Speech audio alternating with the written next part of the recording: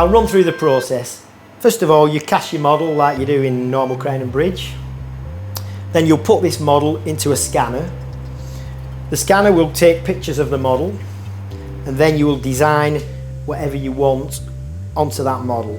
So for instance, if it's a bridge, you'll tell your scanner and software, I'm making a bridge, and you'll design it with your computer. Once you've designed it, you'll press a button, and that design will go into your CAD/CAM software. That is the software that runs your Roland milling machine. That tells the Roland where to cut, how to cut, where you want things cutting. So you'll put your design into, you'll see a disc on the screen like this. So you'll place your designs on the disc. It takes literally seconds.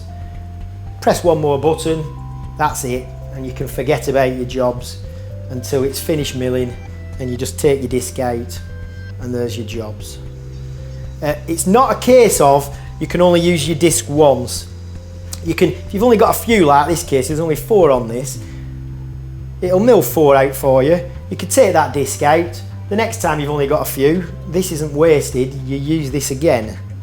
So all you do is make sure you position it in the same place. We put a line down the front, make sure it goes in the machine in the same position, and you can just pick up any disc that you want and just reuse that disc, whatever's left. So all your discs get fully used up, there's no wastage.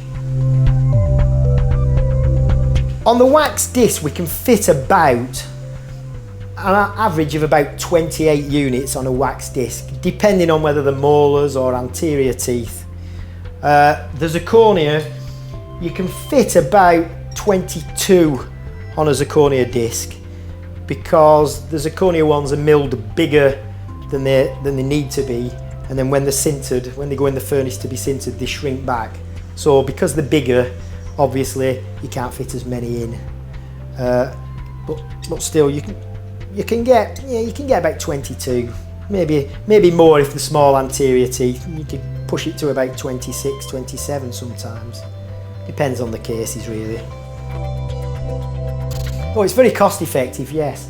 And I go back to the fact that it's cost effective if you can source your own materials for the discs. For instance, the zirconia, there's many places on the market you can buy zirconia. So obviously you choose the zirconia like you do with everything. You choose the one that suits you at the price that suits you and the quality that suits you. You don't want to be tied in with just one manufacturer.